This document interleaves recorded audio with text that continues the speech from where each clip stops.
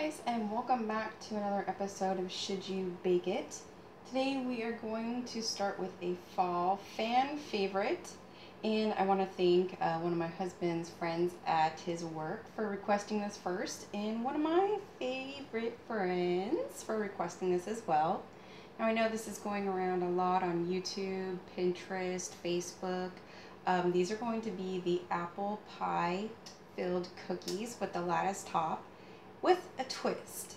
Now, one of my favorite persons that I follow on YouTube happens to be Gemma Stafford from Bigger Bolder Baking, and she just came out with dessert egg rolls, and one of them happened to be a pecan pie. And being here that I live in the South, pecan pie is one of our favorites. So I'm going to be using her pecan pie filling from her video that I made and cooled in the fridge per her instructions, and I'll leave all of her descriptions in the link below for the filling that I made. So we're going to do apple pie and pecan pie cookies. So that'll be exciting twist to these. So I'll go over the ingredients and the tools that we're going to need. It looks like a lot, but it's really not. Of course, we're going to start with our apples. It calls for 3 apples. Now, it's going to depend on what kind of apple you want to use. You can use any kind of apple. I'm using Golden Delicious here. You can use a Granny Smith. You can use Pink Ladies, Gala apples. It's up to you, whatever you want to use. About 3 apples, about a pound, peeled and sliced into about 8-inch slices. Now, I went ahead and I used my mandolin to do that for me because I'm little tiny, don't have that much muscles. 1 to 2 tablespoons of lemon juice that I have here. We're going to need 3 tablespoons of granulated sugar. Then we're going to need the same 3 tablespoons brown sugar. And then we're going to need 3 tablespoons of cornstarch. And then in this little tiny guy right here, I have a half a teaspoon of cinnamon and a dash of nutmeg. And that's going to be for our apple pie filling. And then for your pie crust, you can go ahead, you can make your own favorite pie crust if you want to do so. Me, not too into that. So, alternative that you can do, which I'm doing, is I just went ahead and bought the pre-made pie crust, but it has to include the 2 pie crusts in it. So that's what I went ahead and did. Same with the caramel sauce. You can go ahead and make your own, which I have done. And there are so many recipes out there, but I went ahead and bought the store-bought caramel sauce just to cut down on this video and time. So, caramel sauce, refrigerated pie crust, great time savers, let me tell you. So, for the filling, we're going to obviously go ahead and make our apple pie filling for that. And as you saw, I made the pecan pie filling from Gemma Stafford.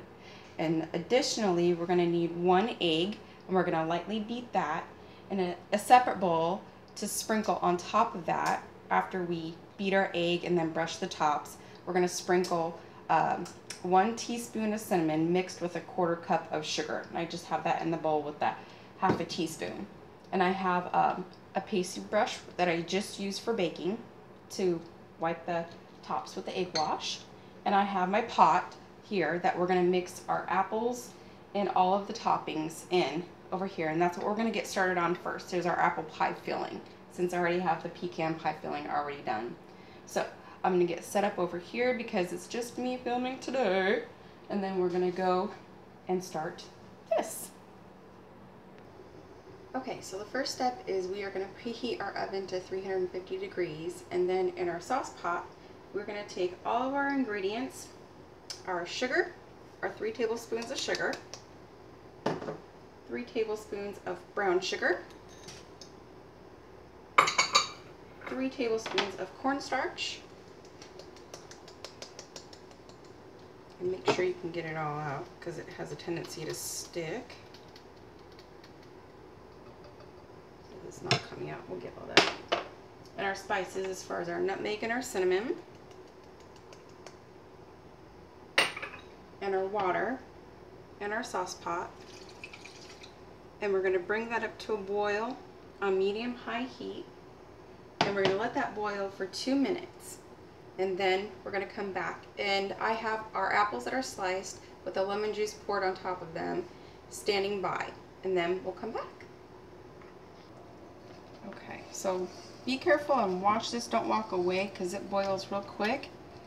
And I have a timer set for 2 minutes, and let it boil for 2 minutes, and then we're going to stir in our apples. Alright, so I have the apples in. Obviously I've transferred to a bigger pot because that pot was just ridiculous. I can tell you right away, I do not like this recipe. It says to cover and simmer for 10 minutes. I have a timer going, but just to show you guys what it looks like, I mean, I don't understand how this is going to work because, I don't know, all the apples are like stuck together, so I don't know how they're going to cook evenly. So, to cover and fully simmer this for 10 minutes, I'm going to have to continuously open this and stir them because they're not going to cook evenly. So I don't know, already this is just very frustrating. So I'll come back at the end of 10 minutes and let you guys know. Alright, so after we've let our apples cool for a little bit until they were cool enough to handle, we're just going to slice them up very tiny, stick them all into a bowl, and then we're going to get out all of the rest of the caramel from the pot. And another thing I will comment on as why we leave them whole slices and then pull them out to cut them is beyond me, because it is a horrible, nasty task. Next time, if I ever make these again, I will try to use someone else's. Jen Johns from Cookies, Cupcakes, and Cardio has a recipe. I will probably do hers and not Pinterest. I will dice them up and then put them into the caramel sauce because this is beyond ridiculous. I'll do that way because this was just absurd. So now we're going to take the cooled caramel, add it to the apples, and then we're going to move on to our pie crust. Alright, so the next step is we have our 2 pie crust. I have the other one sitting in the fridge and I have it cut to the 1/2-inch strips. And on this is we're going to start by just drizzling our caramel sauce on the bottom of it, and then we're going to be topping our toppings on top of it. A lot of tops. And then we'll move on to the next step.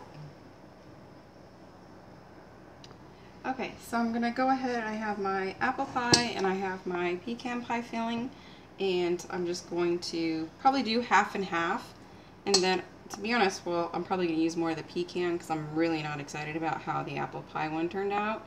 And then I'll grab the lattice slices out of the fridge, top it, and then we'll come back and show you how that turns out. Okay, so we're all done and punched out. As you can tell, the pecan ones, probably not the best idea. They didn't hold together as well as the apple pie ones. So we're going to place those in the oven and we're going to bake those for 20 to 30 minutes. So what do you do with a sticky, disgusting mess? You take all your scraps up in your hands while your husband so nicely cleans up the mess you created, and use your hands and you pile it in a pie dish. There you go. So we'll see what it turns out to be. Wow, these are really good. I like the pecan one. The pecan one's good. I haven't tried the apple one yet. I'll try and take a small bite. Oh, yeah, tastes like apple pie. Just like apple pie with cinnamon on top. Very good. Which, tell them, I forgot to do. Oh. So she forgot to put the egg wash on the crust on top. But it was about 10 minutes in the oven, and we yanked them out, put the egg wash on, sprinkled some cinnamon on top, put them back in, and it's like it never happened. It was more like 2 minutes, but that's okay. Yeah, no, over-exaggeration. But I will be honest, and I will show you guys what they look like. So, the pecan pie idea is a very nice one in theory, but it was too liquidy. It was not as thick as the apple pie filling. So, they're not burnt. it's just the caramelization of the pecan pie filling. So if you cut that away, as I did, they're not burnt on the very bottom. It's just the caramelization that you see on the outside. So that's what you see there. So that's how it turned out. But I will be completely honest with you guys. Not my favorite task, nor will I ever endure it again. So, but to each their own. So, if you want to, you can bake this on your own. And what I did with the scraps, the pie's still baking, as you can see. It still has another good 30 minutes. But I'm not going to make you guys endure that, because we're already a while. So, but thank you guys again for watching another Should You Bake It? Should you? Sure. Am I? No. Just to be honest. But thank you guys for tuning in, and I'll see you next week. Bye.